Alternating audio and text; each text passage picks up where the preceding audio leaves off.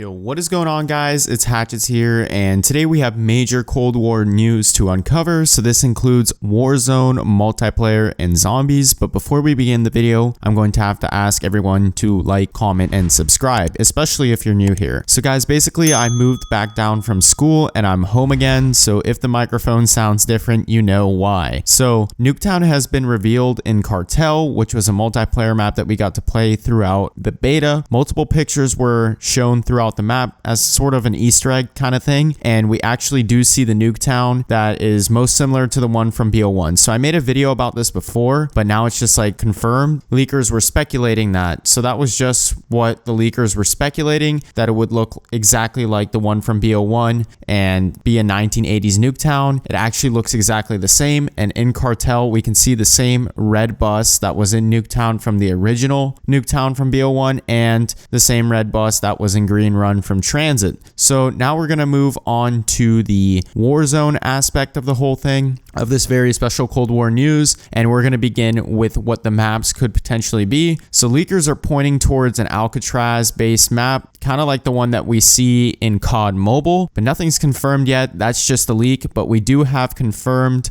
maps of the Ural Mountains because that's what we saw in the Cold War beta in the Firebomb game mode. So leakers are saying that's going to be within the game. Like the code for that is exactly in the game, the Ural Mountains, and pretty much what Firebomb was like a testing out of Warzone, I guess, in the beta and a new game mode. So that's actually the map. I mean, it felt a lot like Warzone when I was playing it, especially since there were plates and everything. So there's going to be plates and everything. It's going to play exactly like Warzone. And not to mention, guys, you can actually keep your loadouts in Warzone from Modern Warfare and transfer them to Black Ops Cold War. So that's pretty crazy. Like, I saw the leak that was confirmed for that. Treyarch and Activision both confirmed this as well. So you'll be able to use your loadouts from Modern Warfare, which is pretty insane. This is revolutionary. They've never done this before, but basically we know that the Ural Mountains and a possible Alcatraz themed map, especially like the one exactly from COD Mobile, might be coming to Cold War Warzone. So now we're going to move on to the most exciting news and the most important news. So you guys know that I like zombies the most, and basically Treyarch made no hesitation to do a full 100% reveal of what's going to happen within D-Machine, pretty much the perks, everything. So they just revealed it all. They said, you know what, forget the leaks, let's just reveal it all. The game's coming soon. So let's start out with the perks and skill trees. So on launch day, there are going to be 6 different perks that you guys can use: Juggernog, Quick Revive, Speed Cola, Stamina Up, Deadshot Daiquiri, and an all-new perk. You guys know which one this is. We saw it in the reveal, Elemental Pop. And we have the description for all the tier upgrades, and it says that it's also permanent. I'm going to link this source down below so you guys can read it as well, just in case I don't do the best job elaborating upon this. I'm trying to condense this down into the shortest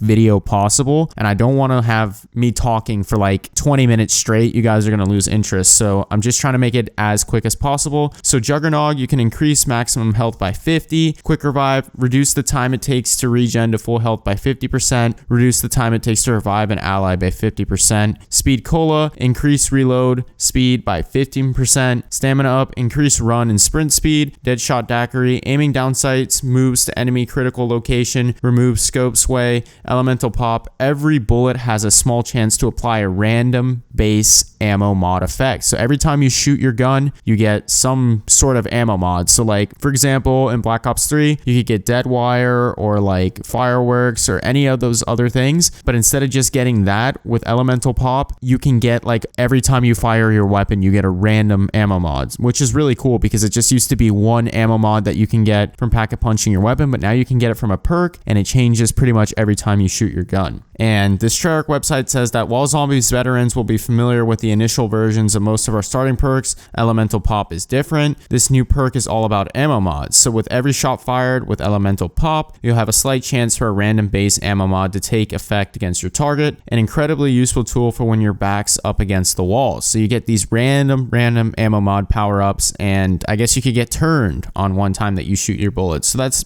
pretty cool. So all perks have skill tiers, and this is really interesting. You can upgrade every perk to 3 levels, and it's permanent. So like you can upgrade it permanently, which is a really interesting thing. You don't have to do it every game. You just permanently upgrade it, and you have that 3rd tier level permanent upgrade for the rest of the time that you play zombies. To upgrade your perks, you'll need to earn raw Ethereum crystals. We talked about this in a leak. So everything that I've been saying about leaks so far have come around to be true. So you do this by reaching milestones within the game or through successful exfiltration. So I guess that's like completing the Easter egg, I guess. I have no idea. What's more, you'll be able to upgrade skills related to field upgrades, ammo mods, weapon classes. So you can pretty much upgrade anything with these Ethereum crystals. And over time, you can use the crystals to improve the tools in your arsenal, improving their damage and utility to help you reach higher rounds. So we can extrapolate this and exemplify it through elemental pop. So on tier 1, equipment damage also has a small chance to apply a random base ammo mod effect. That's the tier 1 upgrade for elemental pop. Tier 2, reduce ammo mod cooldowns by 20%. Tier 3, when a random ammo mod is applied, it uses your current skill tier instead of the base. So that's really, really interesting, and they're pretty much revolutionizing the game all around. So guys, I know we discussed this before. There's weapon rarities like there is in Fortnite, but now we know even more. So this has multiple implications on the box, because when you spin the box, you can get different rarities of weapons. Wall buys actually have random rarities every single time that you buy them off the wall. So the gun is not the same. It comes with random attachments and all these different things, different rarities every time you buy it off the wall. So I guess it's like a matter of luck. And then with the box, the same thing happens. So you just spin the box, you get different rarities, uncommon, legendary, epic, rare, all those different kind of rarities. And you just spin the box every single time, and it's just random as to what you get. So a lot of people have been complaining about this actually on Twitter and that type of stuff, but each tier increases the damage done by those weapons and will also determine how many randomized attachments come along for the fight. So like if you have a legendary weapon, I guess you can get more randomized attachments based upon how high the rarity of your weapon is that you get out of the box. For example, an uncommon weapon will feature around a 50% damage boost over its loadout version and comes with just 2 attachments, while the legendary version kicks that up to roughly 300% damage and comes stacked with 8 attachments. Like, that's insane, guys. So you guys want to hit the box for those legendary guns and you'll have 300% more damage and 8 attachments. So people have been asking a lot on Twitter, like, how is this going to impact the mystery box in that? And weapon rarities make wall buys in the mystery box even more worthwhile in Black Ops Cold War by giving players more options in any given game. Buying your favorite weapon off the wall is now different with every time you get random attachments and random rarities. So that's pretty crazy. And the mystery box actually increases the odds of rolling high rarity weapons as the rounds get higher. So that helps you guys and eases the pain of getting into high rounds. But I also don't like that, because that's what zombies is about, having that difficulty. So if you're going to get guns that have more damage and all that type of stuff and rarity when you're getting in high rounds, don't you think that would make it too easy? I don't know. But in the box, actually, there's the support items, salvage, all that type of stuff. So support items include the sentry turret and the war machine, and these are basically like specialist upgrade weapons that we had in Black Ops 3, but now they're in zombies, which is really interesting. And people are complaining about this. I mean, I could see how score streaks and salvage and all that type of stuff is just a little bit like too much, but we'll continue to talk about that later on. But for now, we're going to discuss custom loadouts. So according to Treyarch, they're bringing everything together to unify progression across multiplayer and zombies in Black Ops Cold War, and there is going to be custom loadouts. So first and foremost, empowering players to bring all of their unlocked weapons and cosmetics into zombies from multiplayer. So you can basically bring your classes and your loadouts from multiplayer straight into zombies. It's not a separate progression like it was in Black Ops 3, and it just gets you into high rounds faster, I guess, but that also makes it easier. And loadouts don't change the classic zombies formula, they say, and I disagree with this wholeheartedly, but they keep saying this within all of their blogs, that it's not going to change how it plays. So they give an example and they say, if starting out with a classic 1911 pistol is your jam, go for it. The design team carefully considered how loadouts would affect weapon weapon progression gameplay, and as such, loadouts in zombies are simplified compared to those in multiplayer. You can only bring in a single weapon and a field upgrade with your zombies loadout. Furthermore, that single weapon will have its attachments and cosmetics, but it will be the lowest rarity available. So I guess they're kind of like buffing it in a way. If you bring it from multiplayer, it's going to have a low rarity, and I guess if you start with the 1911, you can get a higher rarity straight off the bat. So I guess they're kind of keeping the originality in that aspect, but that's pretty interesting. So now we're going to move on to field upgrades, and we had this like since the beginning, guys. I was hammering this down, telling you guys about this. So we have the Frost Blast, the Healing Aura, Energy Mine, Ring of Fire, Ether Shroud, but now we actually have complete descriptions for them. I actually didn't know anything about them, and I was just speculating. So the Frost Blast creates a frigid blast of wind that deals frost damage and slows enemies caught inside of it. Slowed enemies take additional damage. The Healing Aura summons beams of energy down on yourself and allies to instantly heal to full health, aka a Pegasus Slam, kind of sounds like it. Energy Mine, create a mine of pure energy that detonates on proximity of enemies, dealing explosive damage, which is what we saw in COD Mobile in the trailer. Ring of Fire, create a ring of ethereal fire that boosts damage for you and your allies. Normal enemies who enter will gain a burning effect that deals fire damage, lasts 15 seconds. The Ether Shroud phase into the dark ether for 5 seconds, becoming hidden from enemy detection. So I guess this is like Who's Who or Killing Time, those kind of gobblegums that allow you to move around zombies and they don't see you, or like Zombie Blood from Origins, that type of thing. So the design of these field upgrades takes inspiration from several action-based abilities in previous zombies, including certain gobblegums, just like I said,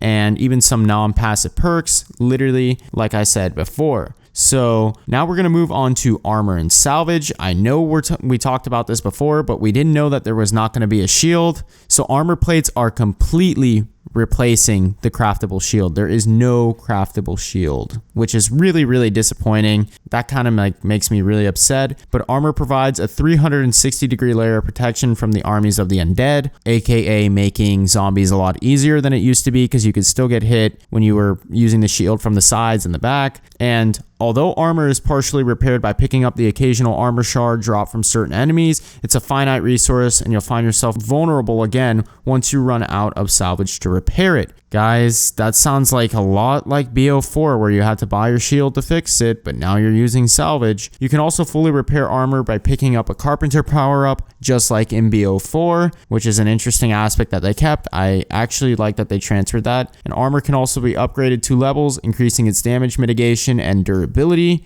And I mean, obviously that is extremely helpful as you progress in the high rounds. So now we're going to move on to the most interesting topic of the whole video, and this is support and score streaks. So we know that the support and score streaks are going to be the combat bow, the sentry turret, the war machine, chopper gunner, and self revives. Oh my god, the chopper gunner, I like literally led this on for the longest time and showed you guys throughout leaks, but I don't really like that. Keep an eye out for these to pop out of the mystery box, Treyarch says, so you can get these score streaks and war machines and self revives out of the mystery box. And they say that if you're curious as to how chopper gunners work, you can call them in without being instantly ripped to shred by zombies while you're controlling it. Any support that takes perspective away from your character will temporarily make you immune to damage and ignored by enemies while it's deployed. So it's not like in multiplayer where you can get killed while you're using the chopper gunner. You're actually immune to the zombies. So that's kind of weird and stuff, but I don't really like the idea of score streaks coming in, and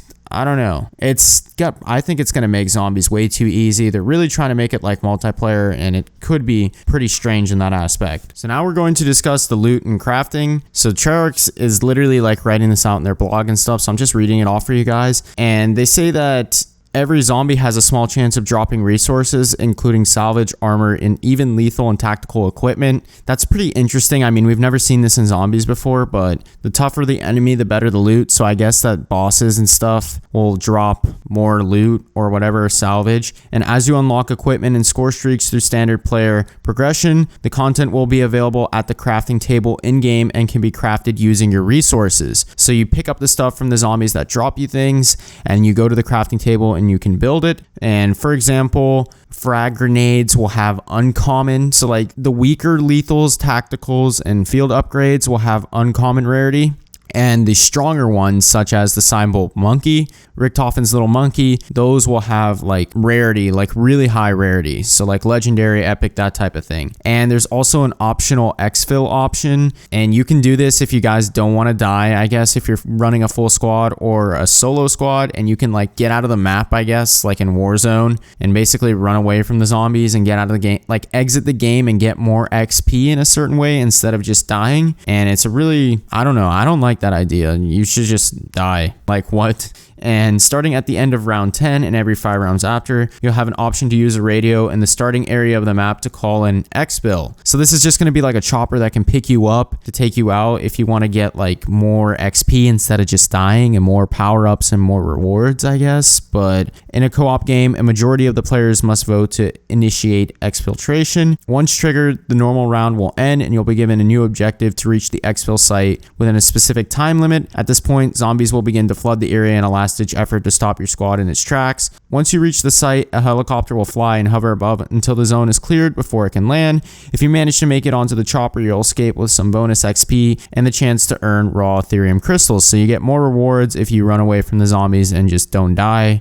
I don't know how I like that part, but I don't even know. I can't say anything until we play it. And there's going to be a ping system, so you can check your ping within the game just like you can in multiplayer, which is pretty cool. So not only can you check your internet ping within game in like a new aspect, they added a new menu for it, but you can also ping locations throughout the map, which is a really interesting aspect. They're making it like Warzone in that way, but I don't know. There's a lot of like revolutionary things within this new Cold War Zombies that I don't really like, but I can't knock it until I play it. So like pinging locations might make finding Easter egg steps easier and like salvage, and I guess there is no shield. So I guess armor plates and parts that you need for stuff to build for the Easter egg, you can ping it and show where your teammates exactly where it is instead of just like shooting at it like we used to. But I think that takes away from a lot of the difficulty that was found throughout Zombies. I mean, they're really trying to make it a lot easier than it really should be with the rarities, the score streaks, all this different